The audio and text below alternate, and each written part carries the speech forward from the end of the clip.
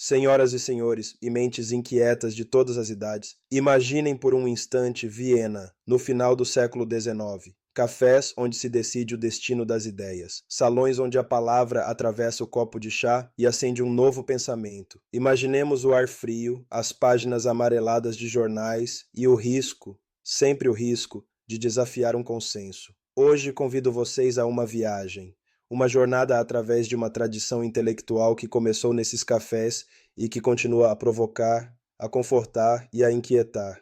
Essa tradição é a Escola Austríaca de Economia. Não é apenas teoria, é uma lente. Uma lente que nos obriga a olhar para a ação humana, para as escolhas que fazemos, para os valores que atribuímos às coisas e para como ordem e desordem emergem sem um maestro central. Respirem. Fechem os olhos por um segundo e recordem uma decisão pequena que vocês tomaram hoje. Escolheram a camiseta, o café, a rota para o trabalho. A economia austríaca começa exatamente aí, na escolha, no ato.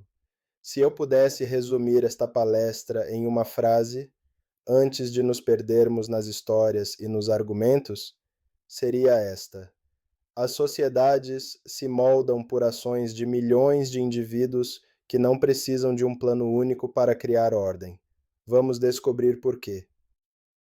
Objetivo desta tarde: não apenas conhecer autores e datas, mas sentir o fio que liga Menger a Hayek, compreender por que Mises afirmou que o socialismo falha, ver como a teoria do ciclo austríaco oferece uma explicação alternativa das crises, e, acima de tudo, entender a escola como uma filosofia de liberdade e de investigação.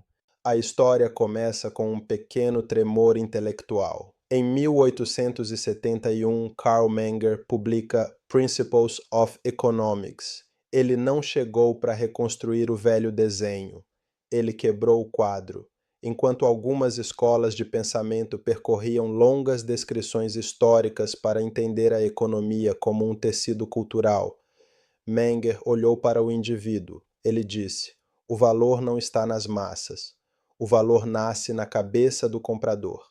Este foi o primeiro movimento vital, do coletivo para o indivíduo. Viena era um caldeirão. Músicos, juristas, filósofos, economistas.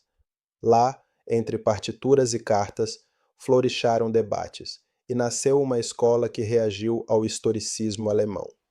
O historicismo dizia: estude a história e nela encontrará as leis. Menger disse: não. Antes das contingências históricas, existem leis mais gerais da ação humana. Böhm-Bawerk e Wieser vieram logo depois. Böhm-Bawerk aprofundou o entendimento do capital e dos juros. Por que poupamos? Porque o tempo importa na produção. Wieser introduziu em linguagem clara o que hoje chamamos custo de oportunidade, o custo do que sacrificamos para escolher algo. Imaginem um camponês que decide plantar trigo ou construir um moinho. A escolha não é apenas econômica, é temporal, ética, estratégica. A escola austríaca transforma essas escolhas em uma ciência das consequências intencionais. Contexto político e social. Era uma época de estados fortes, de ideias socialistas ganhando tração, de debates sobre a direção da economia. A resposta austríaca foi: mais análise da ação, menos confiança em grandes planos históricos ou planos estatais. Atividade curta, 10 minutos. Dividir a plateia, ou imaginar, em pares. Cada par fala por 3 minutos sobre uma pequena escolha que mudou a vida. Depois, um representante conta uma história ao público. Com esses elementos nascia a matriz das ideias: individualismo metodológico, subjetividade do valor, método dedutivo aplicado à ação humana, que culminaria décadas depois em Mises e sua praxeologia. Individualismo metodológico. Comecemos pela pedra angular: individualismo metodológico.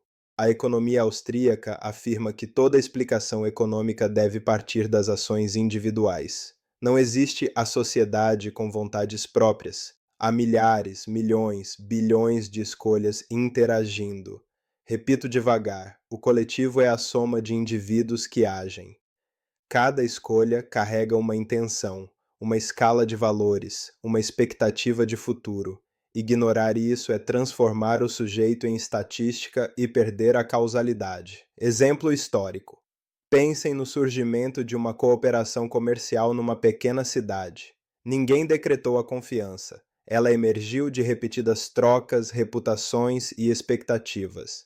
A explicação social robusta é micro e depois holística.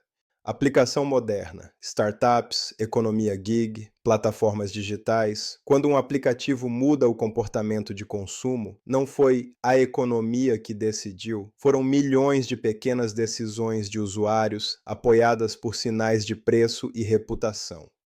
Entender a ação como ponto de partida muda nossa forma de diagnosticar problemas e de propor políticas. Subjetividade do valor. O paradoxo do diamante e da água. Por que água, essencial para a vida, é barata, enquanto diamantes, inúteis para sobreviver, custam fortunas? A resposta austríaca: valor é subjetivo. O valor mede a importância relativa que o indivíduo atribui a um bem no momento da escolha, e é a utilidade marginal que importa. Valor é igual à utilidade marginal. A primeira garrafa de água para uma pessoa desidratada vale muito, a centésima, pouco. O preço reflete essas margens de utilidade e disponibilidade. Exemplos contemporâneos. Por que um celular novo tem preço altíssimo para alguns e é supérfluo para outros? Por que colecionadores pagam milhões por arte que muitos não entendem? Porque o valor está na cabeça do agente. A lição: políticas públicas que supõem um valor único para todos, sem ouvir preferências marginais, erram fundamente. Essa foi a primeira parte dos ensinamentos de uma escola das mais importantes para a economia mundial. Voltamos amanhã com a segunda parte dessa aula. Enquanto isso, já se inscreve aí e ajuda a gente. Um forte abraço e até lá.